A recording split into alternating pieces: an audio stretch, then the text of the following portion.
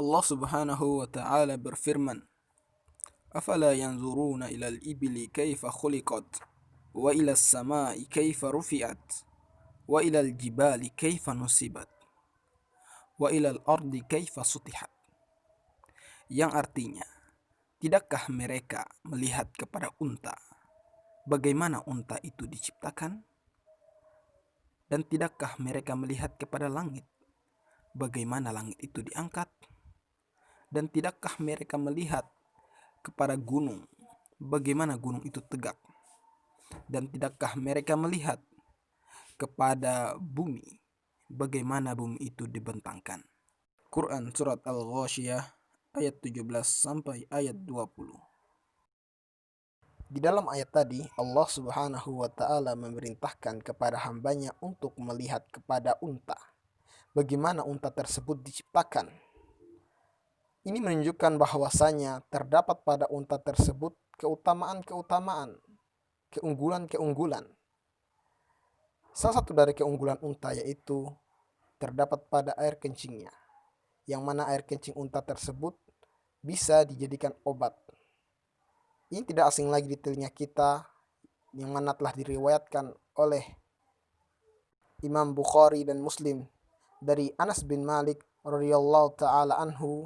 Beliau berkata, "Qadima unasun min Uklin aw Urainah fajtawawul Madinah fa'amarahumun Nabi sallallahu alaihi wasallam biliqahin wa ayyashrabu min abwaliha wa albaniha fantalaqu falamma sahhu qatalu ra'iyan Nabi sallallahu alaihi wasallam wastaqun na'ama faja'al khabaru fi awwalin nahar فبعث في آثارهم فلما ارتفع النهار جيء بهم فأمر فقطع أيديهم وأرجلهم وصمرت أعينهم وألقوا في الحرة يستسقون فلا يسقون. Dari Anas bin Malik, beliau berkata, beberapa orang dari Ukul atau daerah Urainah datang ke Madinah. Namun mereka tidak tahan dengan iklim Madinah hingga mereka pun sakit. Beliau lalu memerintahkan mereka untuk mendatangi unta dan meminum air kencing dan susunya. Maka mereka pun berangkat menuju kandang unta. Ketika telah sembuh, mereka membunuh pengembala unta Nabi Shallallahu Alaihi Wasallam dan membawa unta-untanya. Kemudian berita itu pun sampai kepada Nabi Shallallahu Alaihi Wasallam menjelang siang hari. Maka beliau mengutus rombongan untuk mengikuti jejak mereka. Ketika matahari telah tinggi, utusan beliau datang dengan membawa mereka. Beliau lalu memerintahkan agar mereka dihukum. Maka tangan dan kaki mereka dipotong, mata mereka dicungkil, lalu mereka dibuang ke padang pasir yang panas. Mereka meminta minum, namun mereka tidak diberi. Sahabat sekalian, pada hadis di atas menjelaskan kepada kita bahwasanya air kencing unta itu adalah suci dan dapat digunakan menjadi obat. Sebagaimana Imam Ibnul Qayyim rahimahullahu ta'ala menjelaskan, beliau berkata, wa fil qissah dalilun ala tadawa wa tatabbu wa ala taharati bauli ma'kulil lahm fa inna tadawa bil muharramat ghairu jaizin.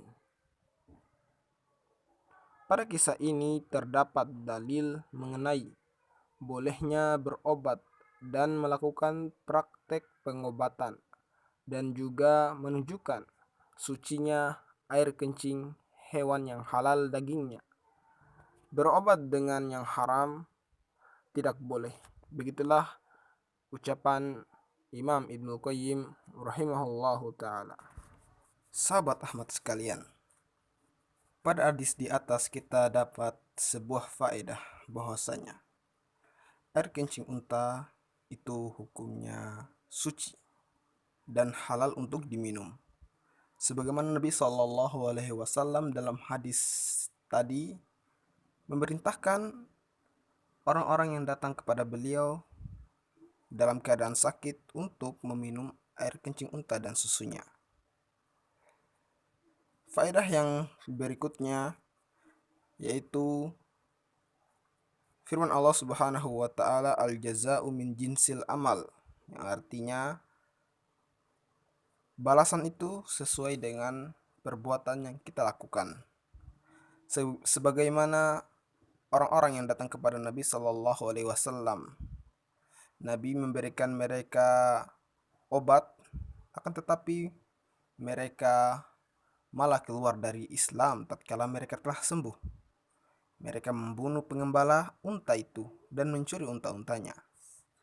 Maka balasan mereka yaitu Nabi Shallallahu Alaihi Wasallam menghukum sesuai apa yang mereka lakukan, dengan memotong kedua kakinya, memotong kedua tangannya, dan mencungkil kedua mata mereka, dikarenakan mereka telah melakukan hal tersebut kepada pengembala-pengembala unta.